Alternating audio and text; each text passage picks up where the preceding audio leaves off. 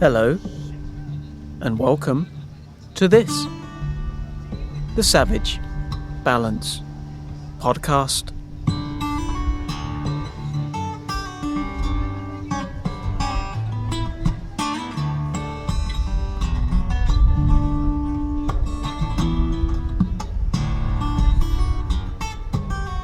Hey, hello everyone. Welcome to this episode number 22 of the Savage Balance Podcast. How are you all doing on this fine Tuesday morning? If this is the time you are listening to it, I hope you're all well. I hope you're doing good. I'm okay. I have been having a nice day. It's been a nice sunny day. I've had a lovely long chat with my mum, catching up a lot. Spent the week sort of having some self-realizations and sort of knowing my steps forwards and looking into some potential therapy. I guess mainly to deal with the fact that I have just played my first ever game of, what's it called? Mario Party 9 on the Wii console gaming box with my partner. I was Koopa, the little tiny yellow turtle. I think they're a turtle. My partner was Yoshi, and we were playing against Peach and also Wario, and it was going okay. We were going steady. I was doing well. I was keeping in the game, keeping my place. Sometimes occasionally first, but always around the area. And Wario was doing absolute dog shit, absolute proper dog shit, to the point where I was openly laughing and mocking him and just like, you piece of absolute garbage, you fucking waste of fucking moustache, you little round squat little fucker, you. I was really having to go at him, laughing a lot. And then when it got to the last bit of the game, he just managed to sneak in front and get way ahead. And then my partner, then Yoshi, lost all the points. And at one point, Wario was in front, and I felt bad for laughing all that time and felt a bit humiliated, but I was still in the game. But then my partner came back and really just blasted into first, and Peach went down, and I lost my points right at the wrong moment. I lost half of my points, I think, right at the point when I really needed it, right at the end, and fucked it. Came absolutely last. Wario ended up coming second. My partner came first. Yoshi won. Wario second. Peach third, and I was way adrift in last place, and I took it very well, as you can tell. I was fine about it. I'm totally, it's cool. It's just a game, innit? Just a fucking game, No, don't worry about it. I'm fine about it. Everyone's fine about it. So just as long as are you okay? Are you okay about it? I want to make sure you're okay about it. Because, I'm fine about it. Don't worry about it. I'm sure you're fine about it too. We're all fine about it. It's all good. It's fine. It's just a game and it's just a laugh with the mates, with the lads. Mate laugh, lads. Laughing lads. The laughing lads of our lives. The laughing of the lads. We're having a nice...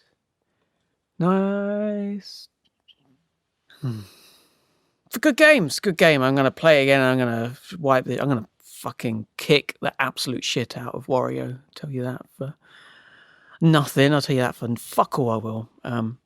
Anyway, let's just get on with the episode of the podcast, shall we? And let bygones be bygones and don't even worry about them like I'm not, because I'm not even remotely interested or worried about it. That's what I've been saying all this time. So don't stress about me if I'm worried about it or not. I was fine. I am fine. I've told you I'm fine. So it's fine.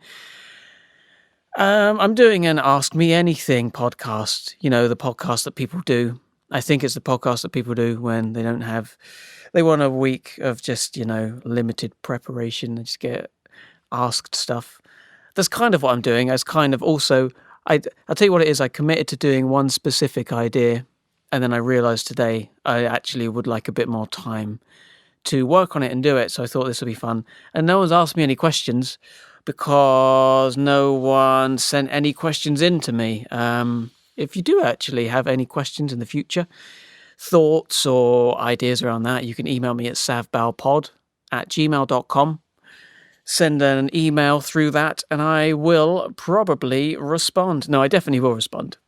I'd love to hear your feedback, your thoughts, any future episodes, any future guests. If you've got something to say, it's a space for you to say whatever to me. I'd love to hear from you.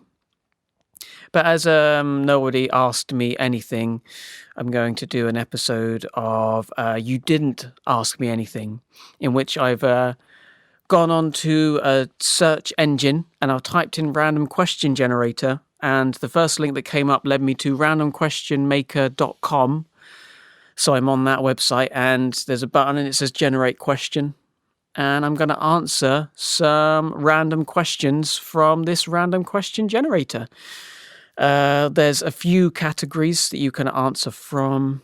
There's candid, there's weird, there's icebreaker, there's creative and funny. So I'm basically going to work my way through those. If it feels like it's not an episode you want to really listen to, then this is a good time to back out, because I think it's going to be a bunch of waffly nonsense. I don't know what's going to happen, to be honest. I really don't know. Nothing's prepared. I'm just going to roll with it, see what happens. There's not really much else to say. That's all set up, isn't it? I may as well, I think, start it off. And yeah, assuming as this is the first bit, I'm going to click the icebreaker button and click refresh. And let's see what the first question is. Do you have any siblings? Yes, I have 2 siblings. I have an older sibling and I have a younger sibling. So I am the middle of the siblings. Yeah, you never know how much to say on a vaguely public platform, do you? Because, it's their lives and they're happy, and I'm sure they don't want me, chatting about them without their permission. But I can tell you that one of them lives in Estonia and has been doing icy cold ice swims, proper icy swims, like thick ice coating sea in like proper minus temperature kind of swimming. And the other one is the one who does the phenomenal music for this podcast. So you can tell where their talents lie. Absolutely good quality stuff there. So yeah, 2 siblings. That's what they're doing. That's what they're up to. And does the ice feel broken? Oh, in fact, icebreaker, bloody swimming in the ice. I am jealous of it because I definitely went through a period of cold showers actually in the mornings. It was part of a daily habit. I'm going to do a podcast on daily habits. In fact, it was the podcast that was supposed to come today, but I thought I would like some extra time to prepare some things. So that will be coming up, daily habits, morning habits. And it was a great way to start the day. It really was a beautiful way, because it when you're in that dream state and you're kind of tired and sluggish, it just brings you into the present moment. You have to react to the cold, and then the breaths come out, so that's helping the blood course around the body. And I like the idea of inviting in a bit of discomfort into your life as sort of preparation for future discomfort as well. And it was all sort of brought about in my place from Wim Hof. And so I was doing that for a long time, and then things got tricky and I had to put it on the back burner. And by that time it was proper winter and I felt unprepared. So now it's been quite a few months since I've done any cold things. But I think I felt, a little bit victorious in a sense when my brother was doing it as well. He was doing a cold swim a month all of last year. And I felt like there was a point when we were away where was it? We were on the beach on the coast of Norfolk, and I've forgotten where the coast place was. It's a really famous bit of coastland. I can't believe I've forgotten where it is.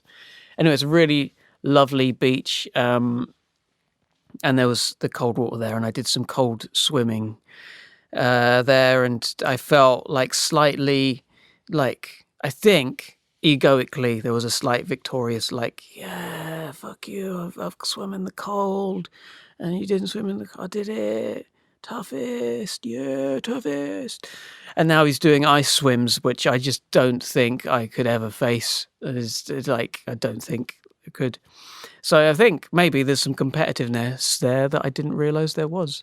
So it's a good icebreaker, isn't it? Because I've revealed some kind of competitive nature within me. Maybe just a small competitive nature, friendly competitiveness that I don't think is tied up in too much stuff, but competitiveness nonetheless. So there we go. I'm not competitive with the other brother in terms of guitar work because I am bullshit shit at playing guitar. Did have a child's guitar for a long time, like a proper, like from a toy shop, like £18. It was like very pink. It was, bigger than a ukulele, and I loved that for a long time, but I eventually got rid of that. And that was great fun to just fuck about with, but yep. No, that wasn't as exciting as a reveal as the slight competitiveness was. It wasn't as interesting. Yeah, that question, I think I soured that question up by the end of it. Let's go for a creative question next. Let's click refresh and see what comes up. What's the biggest personal change you've ever made? Biggest personal change?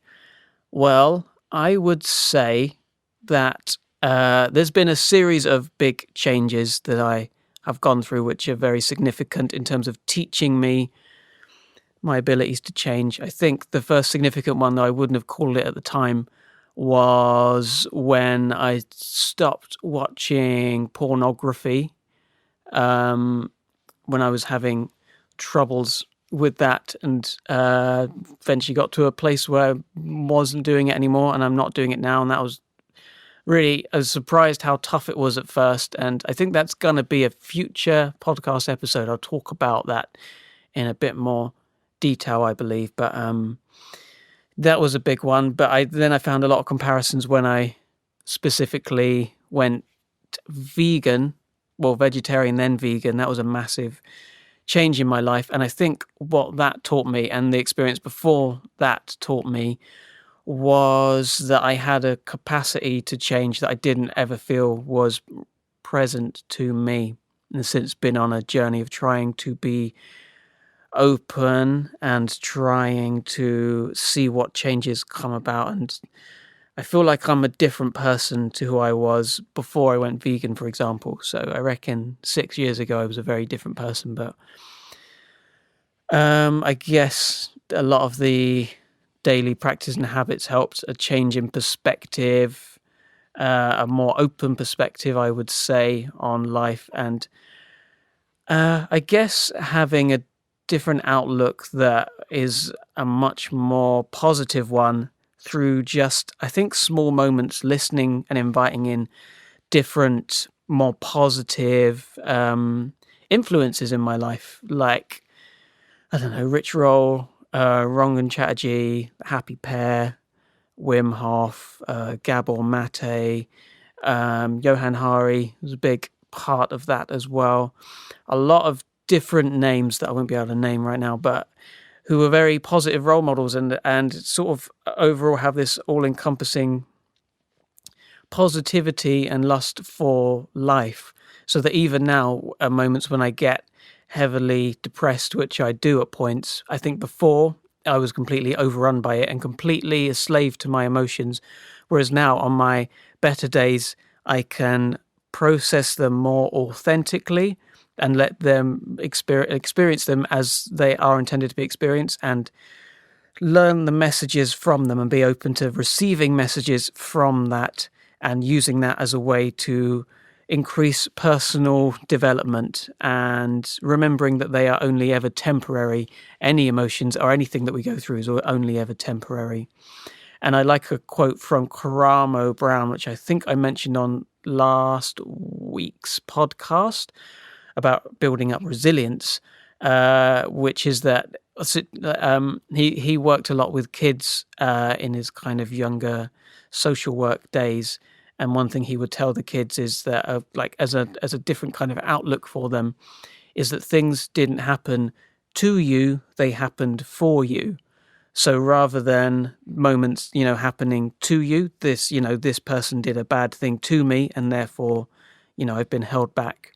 A change in perspective and seeing it under a different light is like, instead of things being done to you, these have been done for you. So this is an opportunity here for you to practice growth and to practice more self-love and self-compassion.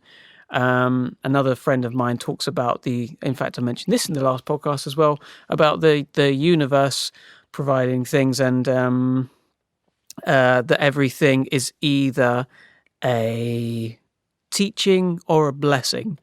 Everything is either a teaching or a blessing. So, and if something is a teaching, then eventually it will become a blessing.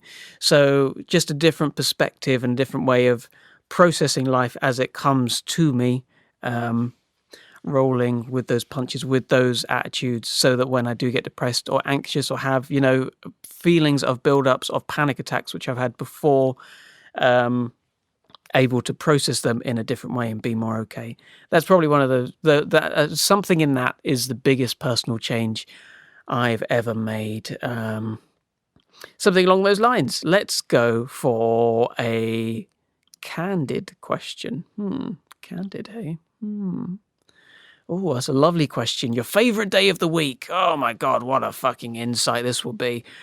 Is it Monday? No, I've got a theory about Tuesdays, which is I think they're worse than Mondays because people go, oh, it's Monday morning, I've got to go back to work. But I think there is a kind of, I think Tuesdays is the worst because you've already had one day behind you, so you're already in that mode and in that routine, but you're not close enough to the end of the week. That's for people who work 9 to 5, Monday to Friday.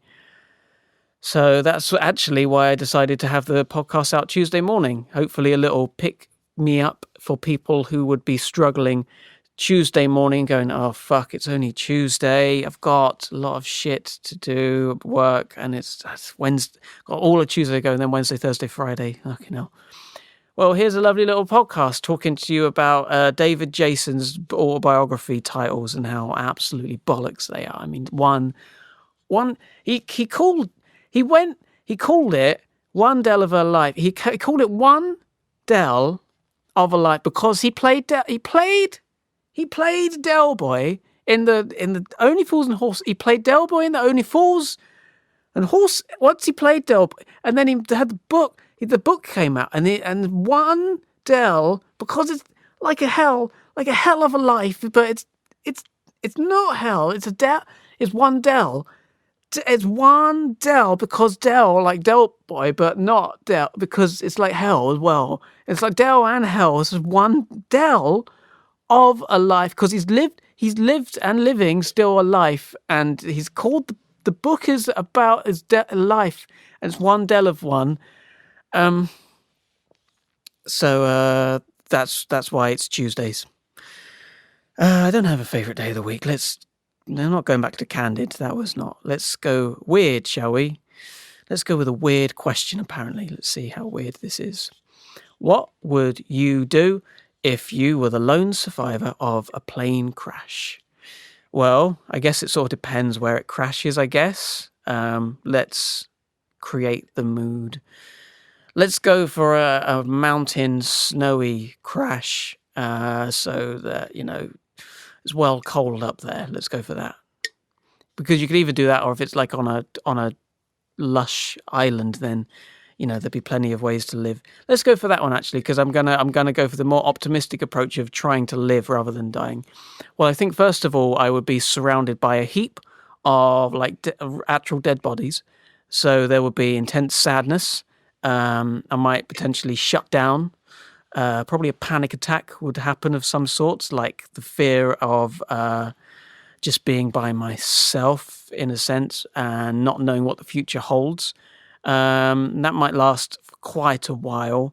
I really think I'd be pretty fucked. I don't think I'd be on the plane by myself, so I'd probably have to grieve as well for the people I know as well as the people I don't know. I'd be very cautious and terrified of any sounds of any potential predators that are on this island. I would just really not cope very well because something incredibly traumatic has happened to me. And then if I tried to pick myself up and went along, I think I would try to find some water and some food. And I guess I'd be thinking, people say, vegans, if they crash on an island, you're going to eat some meat. Yeah, you're going to eat some meat, are you? You're going to try and eat that little ball there, or that little, going to get some fish. And or catch a bee and then fry it on with some shallots. Is that what you're going to do? Because you're vegan, is that gonna?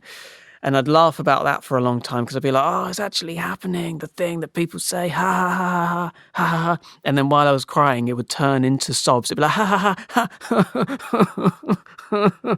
Because, I'm all over the place because of the intense trauma of the horrific moment that's happened. I'd be in states of that for a long time. And I think most islands have some kind of natural predator, so I think there'd be some kind of disease that got me. Disease or maybe starvation or famine or dehydration. Wouldn't live long. I doubt it. I don't know. There must be some fresh water somewhere. To be honest, you'd have to do it, and I'd just have to go with it. But I'd mainly try to enact some of the sort of like the changes that I had. I'd try to maybe meditate. That might be a good idea. Maybe I was going to say yoga, but I imagine I must have sustained some kind of physical injuries if I'm the lone survivor of a plane crash. See, I haven't even thought about trying to contact the mainland by going through and finding a box, some kind of radio control thing. The problem with this question is I'd just be all over the place, and it would be horrible. So there we go. I'm getting a sense for which questions I like best. I think the icebreaker and the creative were the two best ones so far. I'm going to go with a funny one, though. Let's see what randomquestionmaker.com's idea of a funny question is. For fuck's sake. So the funny question they've gone with is, do frogs have ears?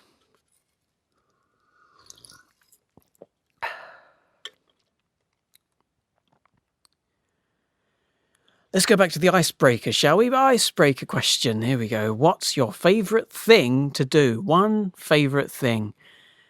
One favourite thing. Oh my God. I'm going to interpret this question as if I could only do that one thing. I think that when I've got an ongoing leg issue, which I'm doing stretches for and I'm hoping will clear up, but without that feeling there, without that pain, I think just being in nature with my partner and with my pooch, climbing trees, running about, hiding from the pooch, a nice sunny day but not too hot, maybe towards the end of it, that kind of hot rain where the sun is still out but the rain is falling. That's a really beautiful time. Somewhere quite foresty, so lots of tall trees. Some nice wildlife would be great in that. Just being in that environment.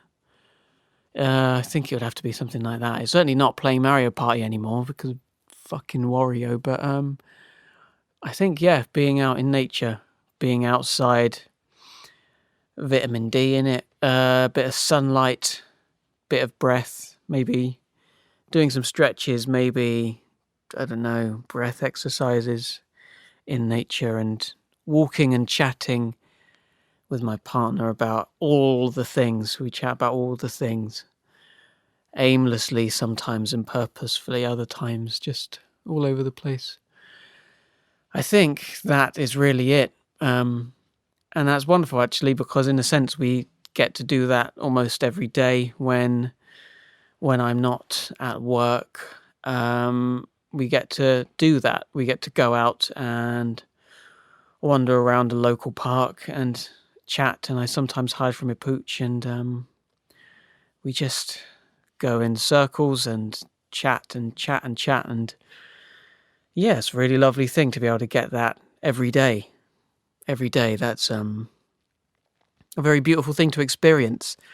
I don't see why the icebreaker questions are icebreakers, because you can read into them quite deeply and personally, whereas the funny question, like this one here, which is, have you ever collected stickers that are on fruits?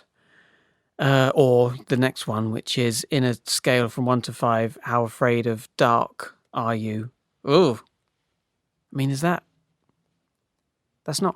how afraid of the dark. It's how afraid of dark. It's either poorly phrased or, it's not That's not a racist question, is it? That's a poor question. How afraid of dark are you? It's the dark, isn't it? Anyway, funny is a bullshit category, so, but icebreaker is like, it's like going, oh, nice to meet you, and it's like, oh, where are you from? That's the sort of icebreaker. Oh, what do you do? Those are the kind of things. It's not like, oh, have you, spoken to your mother in the last 5 years? Yeah, I guess it's all good. That's not, they're very deep. Oh, yeah, no, it's nice to meet you. What do you think about death?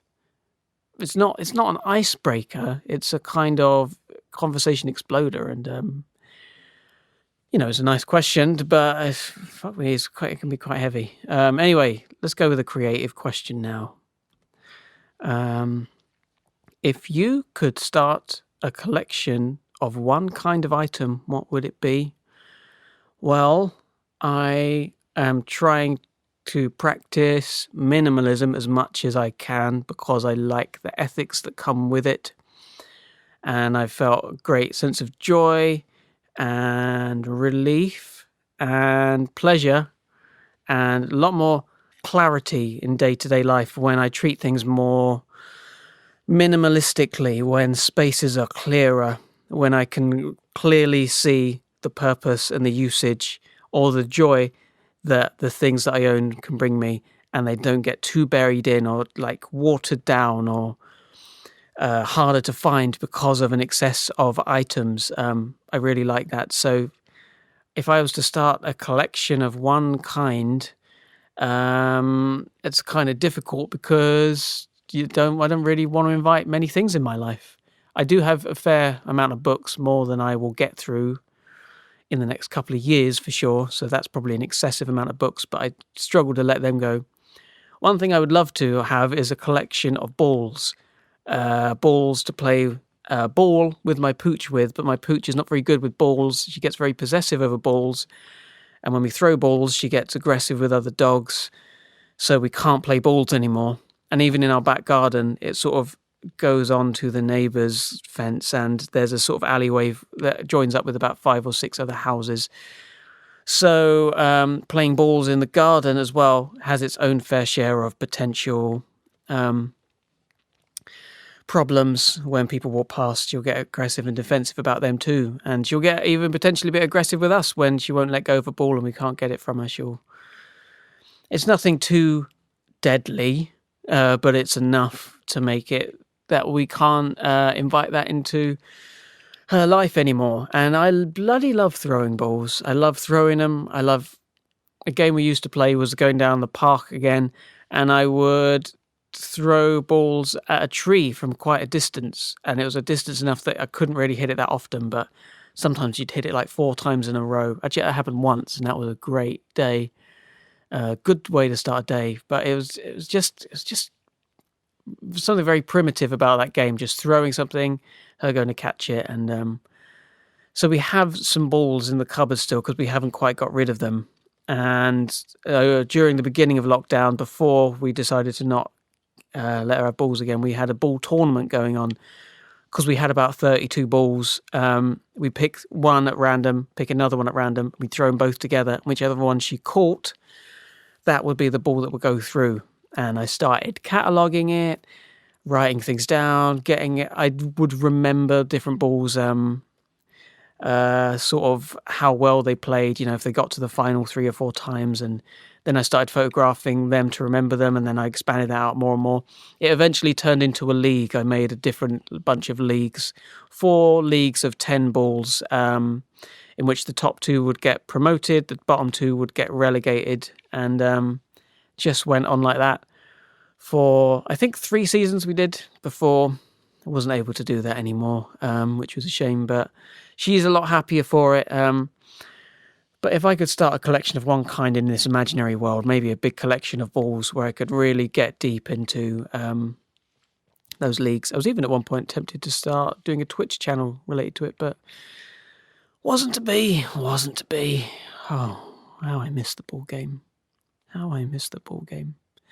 Pink Crud did surprisingly well after a while, but the Chuckets were they were supposed to be the favourites, but they never quite got it, and the Pink Hollow.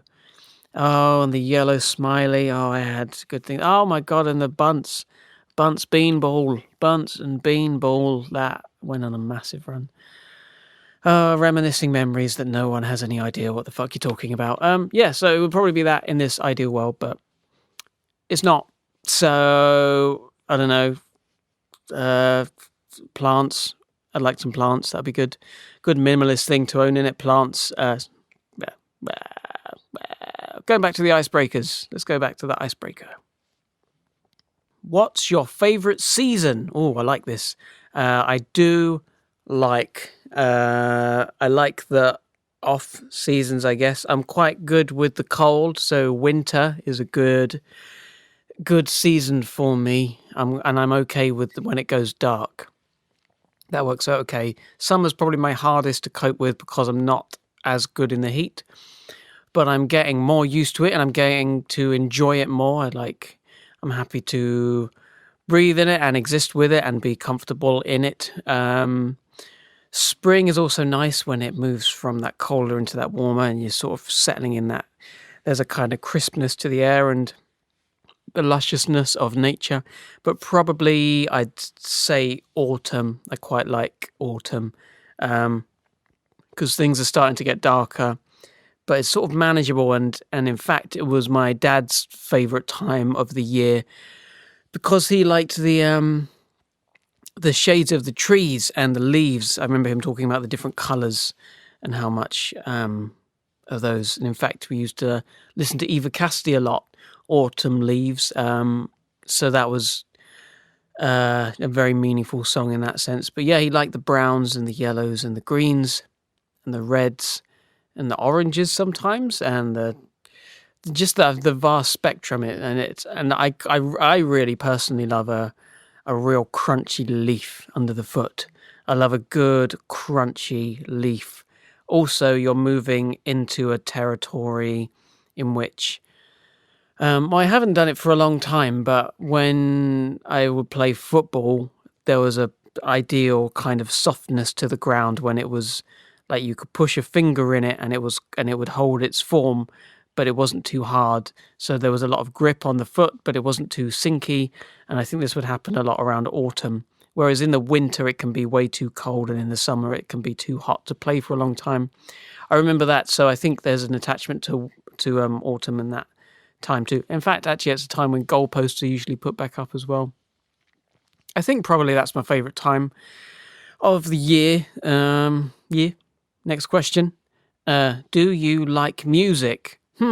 Yes. If so, what kind? It's one of those questions that's really kind of awkward. It's like, do you have, I can see you got 2 legs there. Do you use them for walking? And it's like, yeah. Oh, where do you walk? I mean, what? Like, do you want me to tell you all the places I go to walk? Because I walk around tons. What? Just the ground, to work, at work, back from work, and then to the shops, around. You want me to name all of the places that I walk? That's what you want me to do. You want me to name all the music that I like? If so, what kind? If this was a genre, it would be really easy, but I do continuously listen to BBC Radio 3's Late Junction. I listen to that, and I have listened to almost every episode, I think, for the last 6 years, and Stuart McConey's Freak Zone and the Freak Zone playlist on 6 Music. That has become almost exclusively how I listen to music. I like the kind of adventurous spirit of it. I like the genrelessness approach.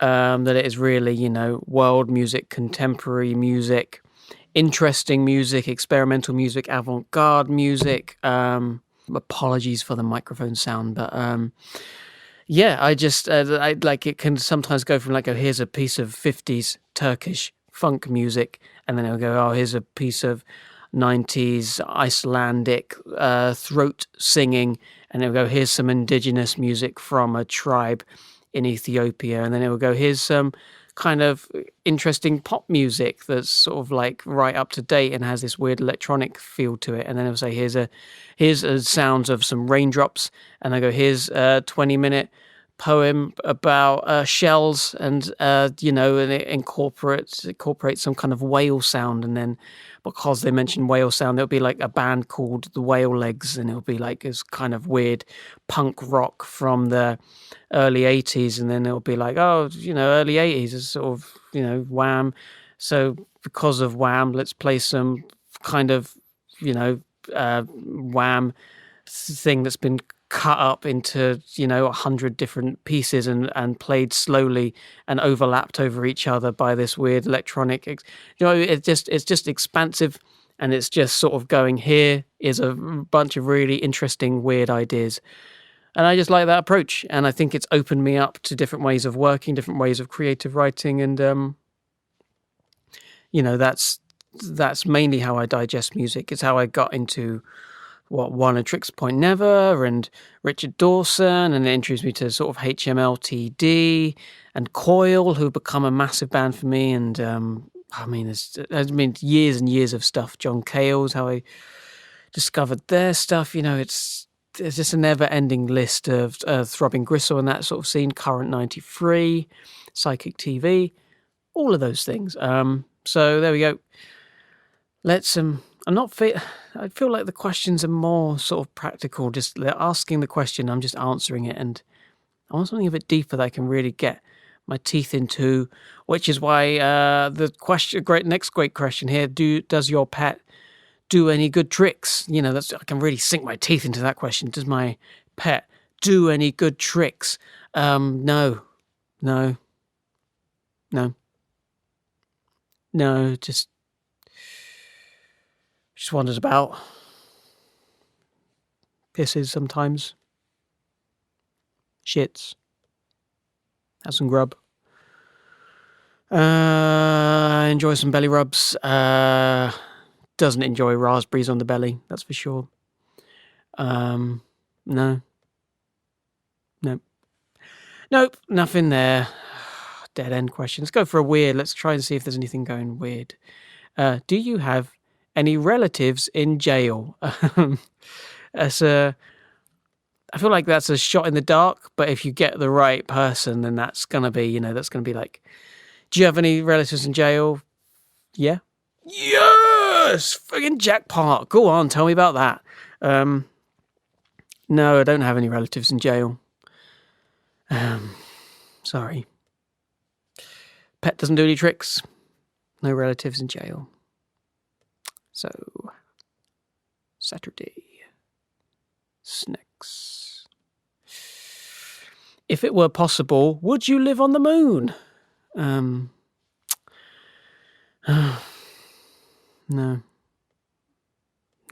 Why? Why would you live on the moon? Live on the moon? I'd go there, sure, but live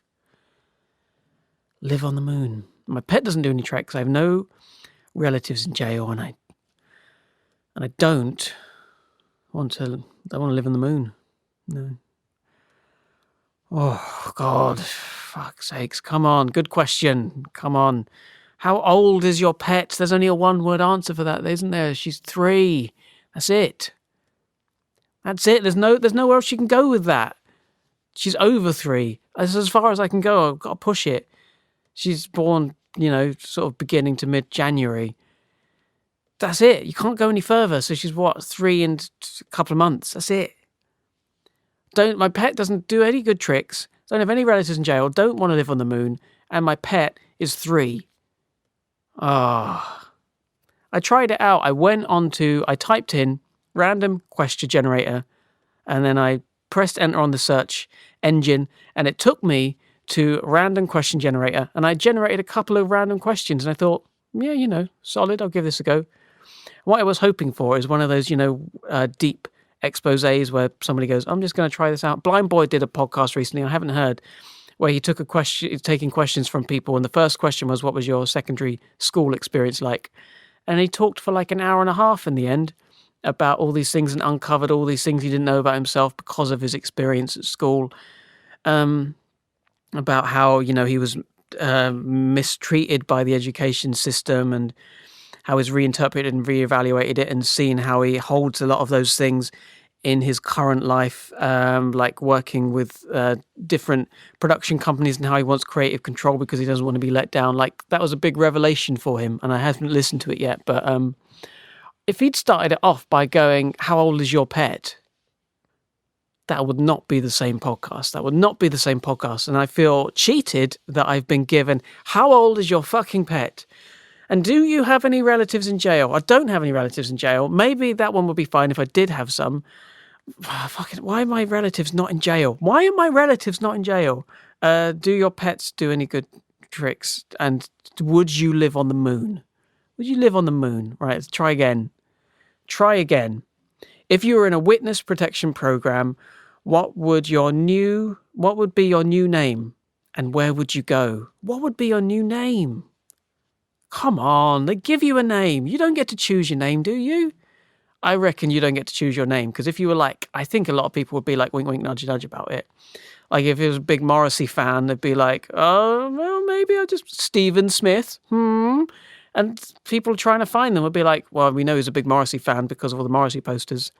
And it turns out Stephen Smith has just moved to Pittsburgh, so maybe we'll go and pop and have a look at see Stephen Smith. I think they give you a name. If I had to choose a name, I just choose any old fucking random name, because it's like the whole point is to try and detach as much as you can from your own thought process. So I don't know, Bob Stimmons. I'd go for Bob Stimmons. I'd be Bob Stimmons, and where would I go? I'd go somewhere I haven't been before. Where would I go? Where is there? I'd be Bob Stimmons, and I'd go to Devon, and I'd chill out in Devon, and I'd live in Devon for a while. I'd be Bob Stimmons, and I'd live in Devon, and my pet wouldn't do any good tricks. I wouldn't have any relatives in jail. In fact, no, I would, you know what? I would get a pet, and I would teach them some great tricks. I'd make them do some jumps and some flips. I'd have tons of relatives in jail. I think all of them would be in jail. Everyone, for a whole host of different crimes, punches, kicks, I don't know, fraud. I'd have a couple of frauds in there. I'd chuck a paedophile in there. Why not? I'd love living on the moon. Bob Stimmons really wants to live on the moon. Bob Stimmons loves the moon. Bob Stimmons is a moon enthusiast. Bob Stimmons wants to live in one of the biggest craters and have a lovely big area to go jumping about in on the moon, because Bob Stimmons loves the moon. And his pet would be 7 years old. It would be 7 years old. Bob Stimmons' pet would be 7 years of age. I'm going to ask the next question while I live in Devon. I might answer them now as Bob Stimmons. Let's see where we go. I can't be doing this for much longer because I feel like the search, I think the random question generator has given up. I might answer this next one as Bob Stimmons. Let's see what happens. What is your favourite smell? Bob Stimmons' favourite smell is the smell of his own farts. He will sit there on the moon, loving it, watching his pet flipping upside down all around, sniffing his own farts, because that's fucking Bob Stimmons. And he's going, "Oh, I wish I was back in Devon, where everything went on. This is not as revealing as the Blind Boy podcast," as he went to his secondary school and he realised that he still carries that with him today. Bob Stimmons would sniff his own fucking farts. Go on then, 3 more questions, because they've given up with the questions. I'm answering as Bob Stimmons now. Bob Stimmons, what's the meaning of life? Bob Stimmons on Devon, living on the moon, 7-year-old pet doing flips. What is the meaning of life? Bob Stimmons. Well, good question. I think Bob Stimmons would think that the meaning of life is to just really have a nice time with your mates. I think Bob Stimmons would love hanging out with his mates and go, "Just be with your mates." And his mates would go, "Why do you want to fucking live on the moon then?" And he'd be like, "No, I want you guys to come with me. Come with me, live on the moon." And they're like, "Fuck that, I've got a wife, mate." And Bob Stimmons is like, "Come on, mate, come live on the moon. You see how high my dog flips." 7 years old, and it can still flip. It flips like 20 feet in the air because of the moon, because of the gravity. And they're like, "Bob, you just need to calm down, mate." And he's like, "I'm just telling you the meaning of life. Just have a laugh with your mates, have some friends, chill out, and just enjoy it. Enjoy it while it lasts. Enjoy it while it lasts, and fuck everyone else. if they get in your way, fuck 'em. Just enjoy it with your mates. That's Bob Stimmons' meaning of life. If you could trade lives with anyone for a day, who would it be and why? Who would Bob Stimmons trade lives with for a day if he could have anyone and why? Good question. Bruce Willis? He'd swap lives with Bruce Willis. He'd love to be Bruce Willis, living on the moon with his dog, doing 7-foot flips in the air because he's 7 years old and he likes the symmetry of that. He likes the sort of the defined features on the chiseled chin and the nice stylistic beard. Bob Stimmons would love. He's seen all of the Die Hards. He's seen every one of them. He thought A Good Day to Die Hard was good. He thought it was a shame when they didn't call the fifth one Die 5. And he told his mates that for years he would not stop. And his mates were like, just please, Bob, get some therapy, please. And he's like, I'm fine. I just would like to be Bruce Willis. And I think it would be really fun to be in the movies and to be jumping through the glass ceilings and not breaking any of your back or anything and just still fighting because I am a fighter. And they're like, Bruce, mate. And he's like, what do you mean, Bruce? Bob, you're putting me, Bob, you're a bit hyper and you're putting me under a lot of pressure. I'm just suggesting that maybe it's time you saw someone. And Bob's like, I'm fine. I just would like to be Bruce Willis for a day on the moon. Do you know my uncle's paedophile? I'm like, yeah, no, he's a just can you please see somebody? And he's like, no, I'm fine, honestly. Bob's fine. Bob Stimmons is fine. Don't worry. Bob Stimmons is all good. Last question for Bob Stimmons. What famous artist, dead or alive, would you want to paint your portrait? Who would Bob Stimmons want to paint his portrait? And he wants to be painted as Bruce Willis as well. Bear that in mind. He wants to swap lives and be Bruce Willis because he likes him in the films and the toughness and the cut of his jib and the fact that, he's tough and he can get through life and he doesn't need any therapy at all. And who does he want to paint him? He wants Picasso to paint him because he likes the drawings that Picasso does. He likes the style, the cubistic style that Picasso does. And he thinks it would hide his features because he knows secretly he needs therapy, but he can't get therapy because it's really hard. And he just wants to go and live by himself on the moon, just him and his dog with no one else around, so people can stop saying to him, will you please, Bob Stimmons from Devon, get some therapy? And he's like, you don't understand. I'm in witness protection. I can't go to see a therapist because I have to talk about that life and I can't talk about that life. Bob Stimmons, please get some therapy. And he's like, no, I just want to be painted by Picasso when I look like Bruce Willis. When I look like Bruce Willis, that's all I want. And his friends just leave at that point. They're like, I can't deal with this. It's not working. It's not working, Bob. Bob, it's not working. You need to see somebody. And we can't be around you any longer because it's too much. And Bob's just like, please, just one of you, please just dress up as Picasso and paint me as Bruce Willis. And they just leave at that point. And he's there and he's sitting by himself. And he goes on to randomquestionmaker.com and he clicks the icebreaker and he presses refresh. And it asks him, would you rather play basketball or hockey? And he's thinking, they both involve weapons. His first thought is weapons because of the heavily traumatic moment that led him to go into witness protection where he had to be there. And he remembers using the weapon. It was a golf club, but, he's picturing that time and he's thinking, I wish I could talk to someone, but maybe I'm just better off on the moon. And his mate comes back in and puts his hand on his shoulder and he's like, Bob Stimmons. Bob, you can talk to me. I'm your friend. We'll be okay. And Bob's just like, I don't think I can. And he's like, Bob, I'm here for you. Tell me what you need. And Bob's like, there is one question I'd like you to answer. He's like, anything, mate. I've got your back, mate. I'm here for you, mate. There's a little tear rolling down his eye. And he wants to know, do you believe in Bigfoot? And he and he's like, yeah. No, I think there's some science behind that, some real science. And Bob's like, yeah, me too. He's like, Bob, just tell me about the how high would your dog jump again? He's like, anywhere between 7 and 20 feet. And he's like, wow, yeah, it's okay. Yeah, no, it's okay.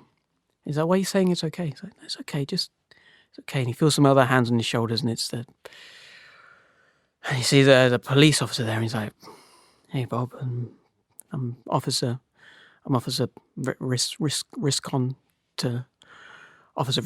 and I'm, maybe you could step away from the ledge. And he looks down, he sees he's just on the edge of a bridge, and he hasn't even noticed he's on the edge of a bridge, and he's just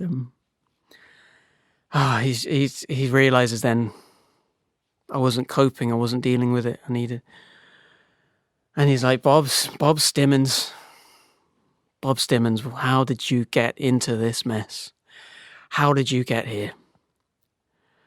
And he turns to the police officer and he says, police officer, I'll go with you, and then we'll go through all the steps, and we'll do what we need to do, and I understand. Just answer me this one question honestly and truthfully. If you could go back in time 1,000 years, what year would you visit?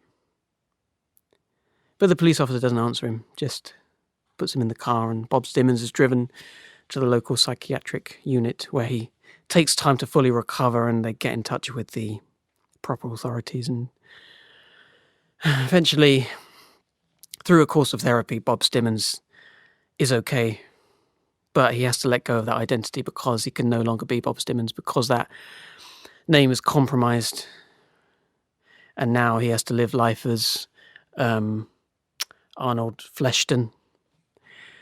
And every day as Arnold Fleshton, he's thinking, God, I can't imagine why. I could not cope as Bob Stimmons. And that's the end of the podcast. Thank you very much for listening, guys. I hope you enjoyed that. Please share this podcast with your friends. Go on the social medias. There's an Instagram, Savage Balance Podcast. There's a Twitter at SavBalPod. There's an email address at savbalpod@gmail.com. You can tell me stuff you're thinking about. If you want to hear that again, then you can tell me that through the email address. There's a website as well, savbalpod.com. I have not updated it for months, so don't actually go on it right now. I will get to it, but life, man, life. Subscribe, comment, rate, review. Don't tell anyone about this. The artwork was by Dolly Gray. The music was by Danny Tonks. Thanks for coming on that journey with me. I don't know why you stayed around so long, but you did. Take care of yourselves. I think I need to take care of myself. Maybe. I think I actually did book to see a therapist yesterday, so it's probably where a lot of that came from, innit? I'm not gonna be telling them about Bob Stimmons, I don't think, that's for sure. But enjoy the rest of your week. I'll see you next week. It'll probably be something a bit more structured. Take it easy, guys. Enjoy it. Be kind to yourself. Enjoy the weather while it's here. I'll see you again soon. Ta-ta for now. Bye.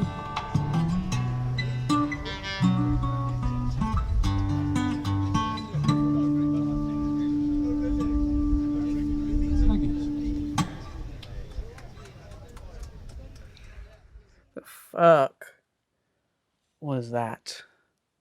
Fuck me.